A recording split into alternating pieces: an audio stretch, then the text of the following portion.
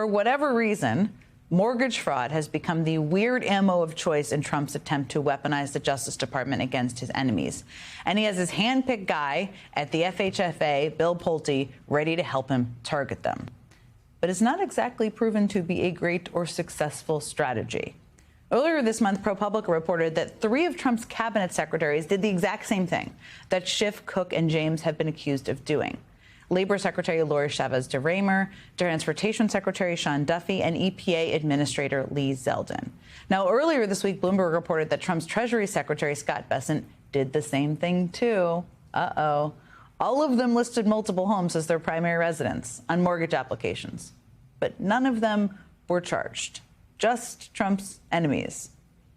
Then there is the case of New York Attorney General Letitia James, which is very relevant to today's news. James is, of course, the attorney general who successfully prosecuted Trump and his family for civil fraud. So back in April, a Trump appointee accused Attorney General James of mortgage fraud, and Trump's administration quickly publicized that fact. A Trump-appointed special prosecutor at the Justice Department, a guy by the name of Ed Martin, who we have talked about plenty before on this show. He has quite a track record, not one you like, probably. Threw on a Columbo-style trench coat, there you can see him, and did a photo shoot in front of her house with the New York Post. Now, that same special prosecutor then called for James to resign over the allegations of fraud before any prosecution had even begun. And for the past 5 months, prosecutors in the Eastern District of Virginia have been spending valuable federal worker time investigating Letitia James. They do a lot of important stuff in this particular U.S. Attorney's Office, which we will discuss in a moment. But earlier this week, ABC News reported that after all those months of investigation and interviewing more than a dozen witnesses, federal prosecutors had still not found any clear evidence that James did anything wrong and declined to indict. Now, tonight, the New York Times reports that the lack of evidence is so obvious that even Trump's former defense attorney turned Deputy Attorney General Todd Blanche, you know, the guy who went and met with Ghislaine Maxwell, that guy, questioned the legal viability of bringing charges against James. And so now the U.S. attorney in charge of the Eastern District of Virginia office, Eric Siebert, the person who made the decision not to indict Letitia James, tonight he resigned. He was reportedly forced to resign, forced out of his career position, all for the grave crime of not bringing criminal charges against one of Trump's enemies, even when there wasn't any evidence. That's the story. There is a lot that has happened today around the story of the U.S. attorney from the Eastern District of Virginia. This is what Trump said today earlier when he was asked if he would fire him. I want him out, yeah. When I learned that he was blue-slipped through by 2 Democrat senators in Virginia, people that would never vote for it, the people that haven't voted for us for probably years, probably years. In my opinion, 2 bad guys. In fact, it was Trump who nominated this guy to his current position. And the reason he wanted him out, as we've been talking about, is because he failed to bring charges against one of Trump's political enemies, because there wasn't the evidence to do it, to support it. But shortly following those remarks, that U.S. attorney, Eric Siebert, resigned. Now, joining me now is Democratic Senator from Virginia, Tim Kaine. Senator Kaine, thank you so much for being here. As you can tell, we're trying to piece together this story for people watching who are just tuning in. As I just played, I mean, Trump says that he wanted Siebert out because you and your colleague, Senator Mark Warner, blue-slipped him, which is a normal process. But we know from a range of reporting that it really looks like the real reason was because Siebert did not find anything to charge Letitia James with in this investigation and wouldn't move forward, as no U.S. attorney should. It seems to me, even with everything happening in this country, and there is a lot happening right now, that this is an enormous deal, that the president just forced out a federal prosecutor because he did not charge his political enemy. How big of a deal do you think everybody should see this as?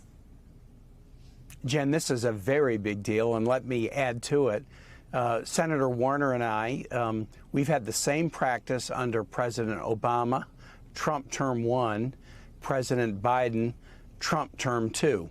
When we have vacancies in the U.S. Attorney's Office, and we have 2 in Virginia, Eastern District and Western District, we have applicants interviewed by a panel of former U.S. attorneys, Democrat and Republican. They make recommendations to Senator Warner and me. we interview them, and then we send 2 names for any vacancy to the White House. That's what we did here for both the Western District and the Eastern District, 2 names in each. The White House counsel's office, the Department of Justice vetted our recommendations, and they put before President Trump bona fide, solid prosecutor for him to nominate. In the Western District of Virginia, Todd Gilbert, who was a prosecutor in the Shenandoah Valley, who ran for the legislature and became the Republican Speaker of our House of Delegates, a strong pro-Trump supporter.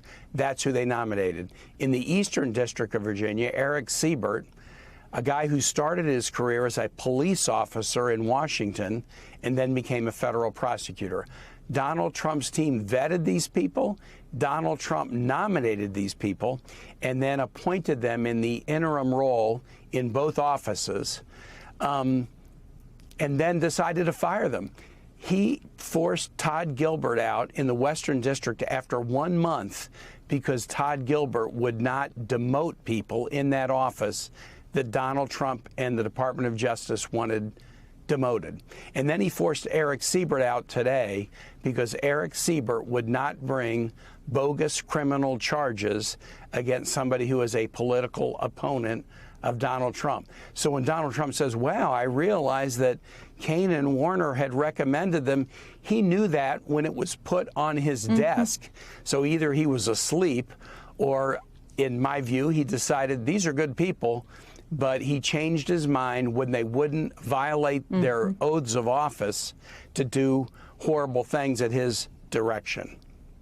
That is such an important rundown of the process that I don't think everybody knows. That's how it happens, and every state does it differently. But that, as you just stated, is how it's done in Virginia. They selected these people, they chose them, they put them forward, and now here we are, because they did not do Trump's bidding in different ways. One of the things we've seen a incredibly troubling trend of is the elimination of people in different jobs, and then Trump nominating, or the Trump administration putting people in, even if it's in acting positions, people who are loyal to them, who will do what they want them to do.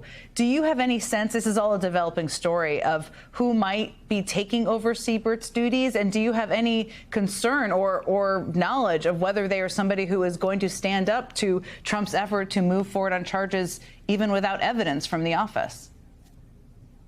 Well, Jen, when President Trump pushes somebody out because they won't file bogus charges, you have to worry about what comes next. But this is a bigger deal than just the Eastern District of Virginia. In prosecutor world, the Southern District of New York and the Eastern District of Virginia are kind of viewed as maybe some of the most two critical federal court divisions in the United States. Why the Eastern District of Virginia? In the Eastern District, you have the Pentagon, the CIA, and most of the national security agencies. So cases dealing with the most sensitive national security, terrorism, and other cases tend to get brought in the Eastern District of Virginia. So putting somebody in who's a political hack, who's a political loyalist, rather than somebody who is an expert.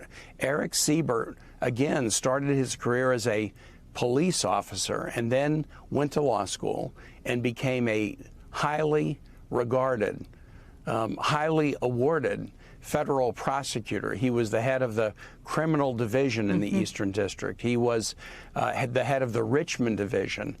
He, this year, was key to major prosecutions on healthcare fraud and other key issues.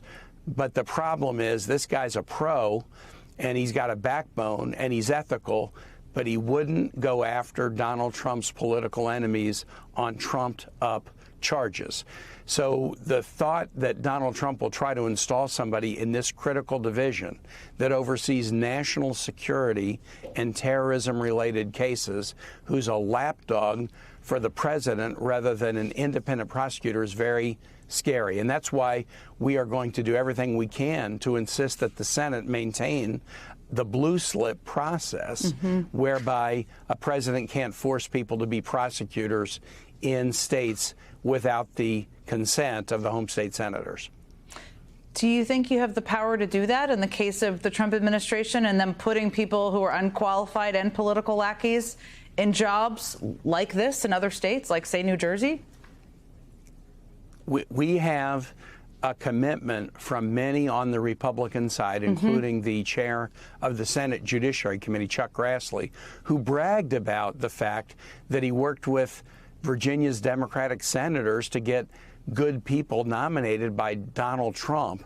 We've got their commitment that we're maintaining a blue slip process so that no one can be buffaloed into these positions without the approval of home state senators and the Judiciary Committee. We count on our Republican colleagues to not let Donald Trump bum rush unqualified people into positions so that they can politically target Donald Trump's enemies rather than do justice, equal justice under the law, as the engraving over the Supreme Court suggests we should be devoted to. Senator Tim Kaine, you gave us so much information to better understand this story, the importance of this office, the backstory, and what happened to nominating these individuals. I'm so grateful. Thank you so much for being here with me tonight. Very important, Jen. Glad I could do it.